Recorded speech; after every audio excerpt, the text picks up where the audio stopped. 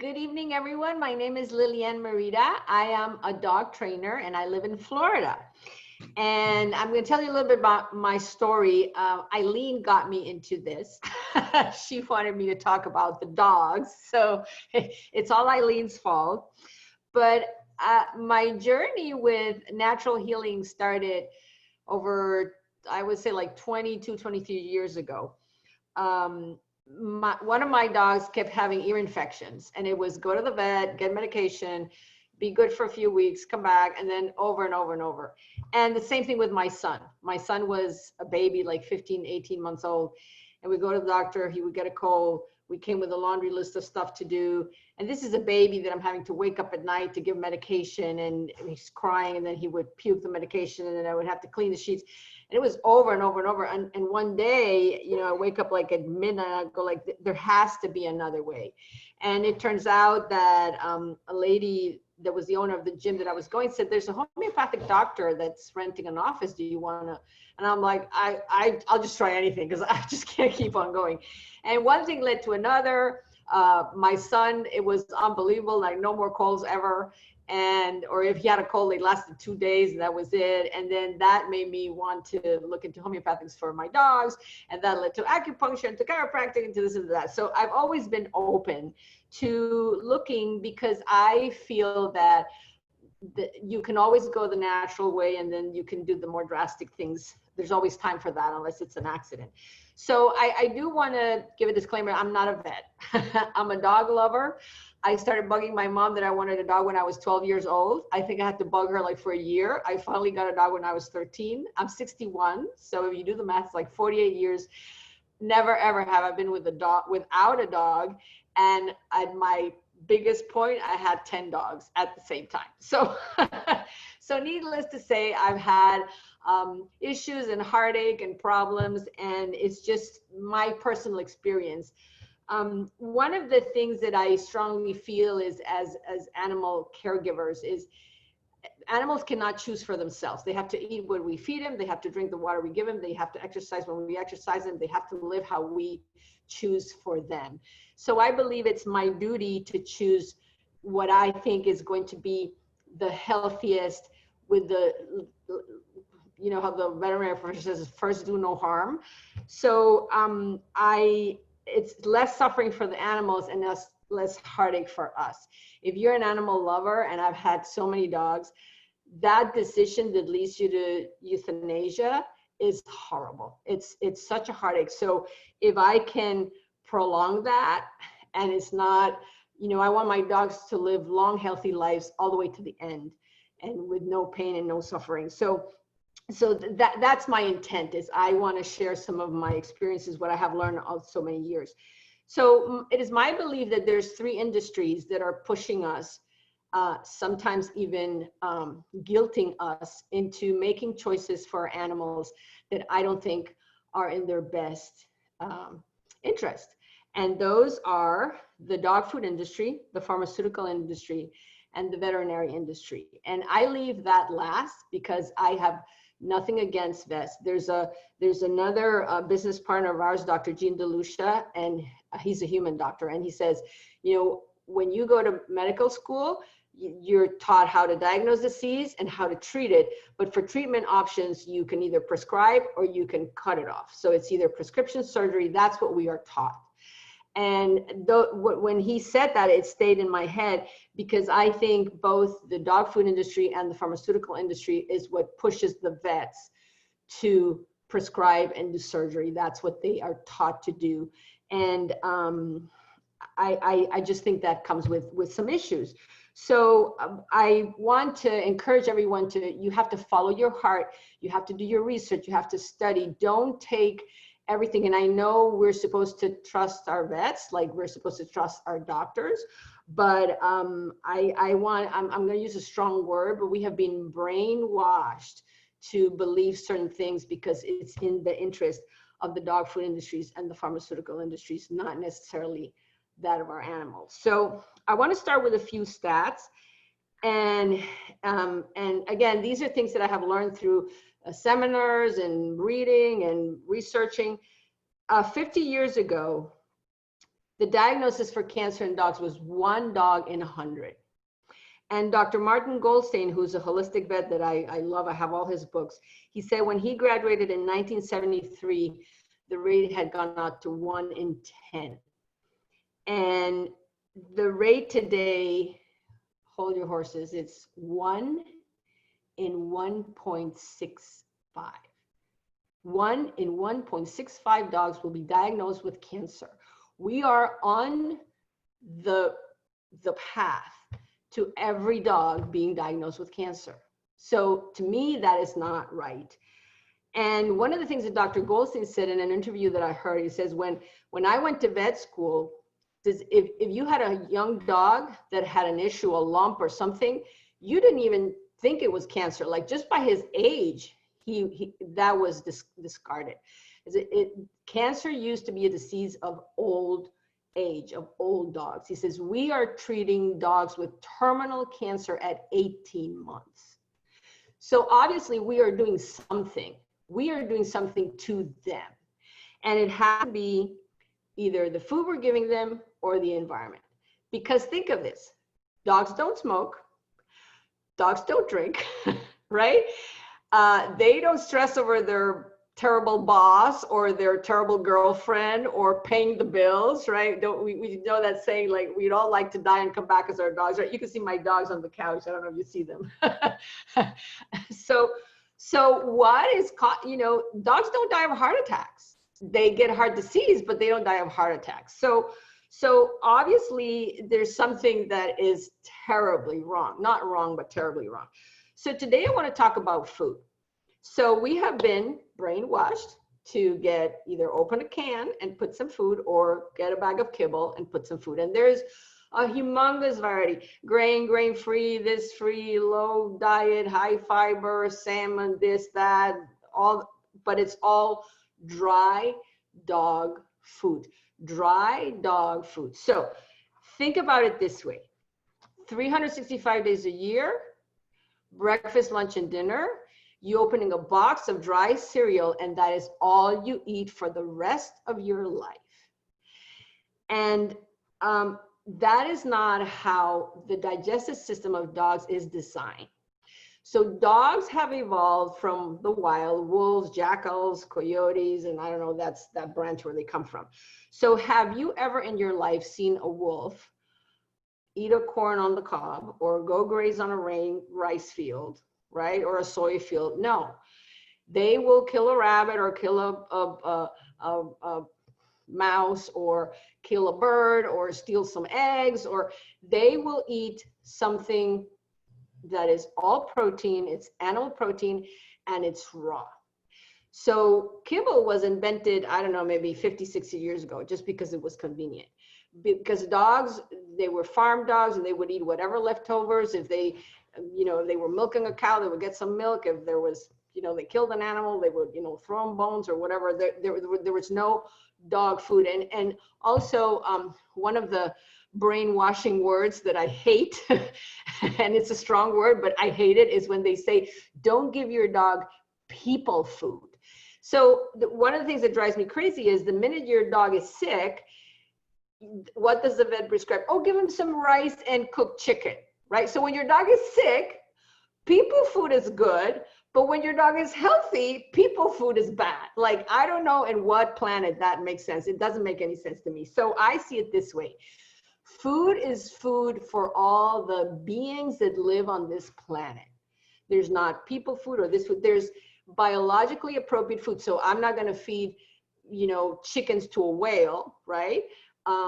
And obviously most dogs have no access to fish, but what I'm going through is like that. If you look at a dog's food pyramid, if we look at, let's say, a rabbit, it's mostly raw meat and bones. There's going to be some organs because they eat the whole thing, right? They eat the brains, they eat the eyes, they eat the liver, and there's going to be some pre-digested vegetable matter in the stomach and the intestines. Okay, so they get a little bit of the digestion, and then they'll eat, poop and dirt and a bunch of things that will take care of a lot of the minerals that may not be present. So what we are doing to our animals is we are feeding them something that is totally against the nature. And that is going to lead to problems, because when you eat cooked food, and this also applies to humans, but if you eat an apple, if you eat a raw apple, that apple has the enzymes that you need to digest that apple. But if you cook it, those enzymes are destroyed. So heating does something to proteins and enzymes. It's called denaturing. So it breaks the bonds in some way, and then the body cannot utilize it as well. And what happens is, to digest that food so that it can be broken into the building blocks that we need for energy, to make skin, to make healthy cells, is that now your pancreas and other organs in the body that make those enzymes, they have to work overtime. And not only overtime, they have to work all the time. So every time you feed your dog one of those dog biscuits or a dry treat or the dry food, the pancreas has to start pumping enzymes for that animal to digest. And it comes to a point where that system is just totally and absolutely burned out. Okay, so that is going to lead to inflammation of the body, and inflammation leads to disease. So it's a process. It's like we're rolling this little snowball down the hill. Okay, so we start, so when the dog is young, yeah, it can handle a lot of stuff. And then as it starts getting middle age, you start having problems that are all related to inflammation. Inflammation is the root cause of every disease known to animals and known to man. So there's a couple of things that people panic when you say raw. And it's like, what do you mean raw? Like, you don't cook it, raw meat, and what about the bones and da-da-da and all of that. And my suggestion is, if you want to look into this, is get a good book. There's tons of different books. Just go into Amazon and look at the reviews and look for something that has high ratings. I think it's better for you to get a book than to go into the groups, because there's lots of groups on raw feeding. They can drive you insane, because there's there's people that it's only meat, and others that no, vegetables are fine and eggs are fine. And so just get a good book written by, maybe like a holistic veterinary. There's tons of books out there, and look for good reviews and then read that. And it has to make sense in your head. So one of the caveats is, if you have a dog that has autoimmune problems, you don't want to do raw feeding. And if you have a dog that already has cancer and is under immune suppressing drugs, chemotherapy, that kind of thing, you don't want to do that. So there's a very interesting study. It was done in Helsinki. I think it's not published yet, but they had a large group of dogs, and the dogs that were fed only kibble, the inflammation markers went up a lot and the cancer risk went up a lot. And the dogs that they just added 20% of raw food, raw healthy food, whether it's fruits, veggies, raw meats, whatever, just raw healthy food, the inflammation markers went down 20%. Just by that little extra 20%, not 20%, sorry, just by adding 20% of their feed to be raw healthy food would decrease the inflammation markers. As soon as they stop and they start with kibble, it started going again. So the issue with inflammation is that it's going to, so the first thing that happens to dogs is they get overweight. And most dogs in the United States are spayed and neutered. That compounds so most of the dogs that I see in my training, if they're, by the time they're 2 years old, they're, I would say, obese, not only fat, but like obese. And that is going to bring on skeletal problems, mobility issues later on. So, and 2 years is a young dog. So for those of you that, a lot of us in this group are behind the products of a company called LifeVantage, which has genetic activators. And one of the ones that I've had extremely, just like over the charts positive results is with the NRF2 activator. Because the NRF2 activator, what it does is that it has proven that it activates the body's own enzymes. Your cells start making those enzymes that are needed, and one of the enzymes will decrease inflammation markers, or several of the enzymes. It works at a genetic level so that your cells start, if it's needed, it's going to start making more of those anti-inflammatory enzymes. So I find that this, from a prevention point of view, because we can't be perfect all the time, right? We can try to eat organic and it's expensive. If you have several dogs, it's not feasible if you have large dogs. So as a preventive issue, one of the things is that they've done a new study, because we've all heard this rule of 1 year in a human is equivalent to 7 years in a dog. And I don't know where that rule came from, but there have been some scientists at University of California that they were looking at some DNA markers, and it turns out that dogs age kind of exponentially. So in the first year, your dog is equivalent to a 30-year-old person. So what this means is we need to start, and then it kind of slows down. So like by 10 years, they're like 60. So it's not, it doesn't keep growing like that. But it's very sharp the first year, and then it starts leveling off. So roughly a 10-year-old dog is about 60 years old. So, so that in my head, what just means is the sooner we can start with this protection of the NRF2 activation to lower those inflammation markers the minute they start cropping up, the better off your dog will be. And actually my vet, who is also part of this company, she says, you know, put the puppies on, like as soon as they're like 6, 7, 8 months old, get started. Like you can, why wait until issues arise? Okay. So I've done that with my last litter. They're going to be 3 years in November, and we got them started like right away. As soon as she said, yeah, just get them started, I'm like, okay. So prevention is huge. I'm very, very big on prevention. And then I have other dogs that started later. And I have a funny anecdote is I volunteer my dogs to the Chi Institute. So I have a dog who was 9 years old. And the Chi Institute in Florida is a teaching school for alternative medicine for vets.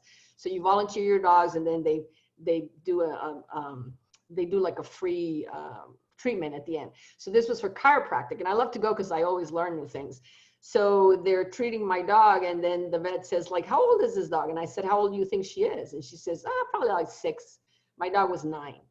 So I told her, no, like she's 9. She's like, whoa, like I would have never, for how good her, you know, all her bone structure was moving and feeling. And this is a vet that, you know, does that for a living. So she was like, wow. And then we went in back a year later. Now she was 10, and we were in the same room with the golden retriever. So they're saying, oh, we have to dog golden retriever, Labrador retriever, one is 6, one is 10. They thought my dog was 6 and the golden retriever was 10. And it was the other way around. And that's just 5 or 6 vets looking at the dog standing there. They could already see a difference. So my dog looked way younger than the other one. So I know it works, and that's why we're here. We're trying to share this information. You know, I would not think twice. I would, as soon as you can, put your dogs on NRF2 activation. It is the best thing that you can do for your dog. And you can see I can talk about this till the cows come home. This is supposed to be 10 minutes. I have no clue how long I have talked to, but Eileen suggested that we do this in 2 parts. So we're gonna stop the recording and do a little bit of Q&A. And then next Wednesday, we're gonna do the part of the environmental toxins that I think are also huge, huge component with all this disease in dogs.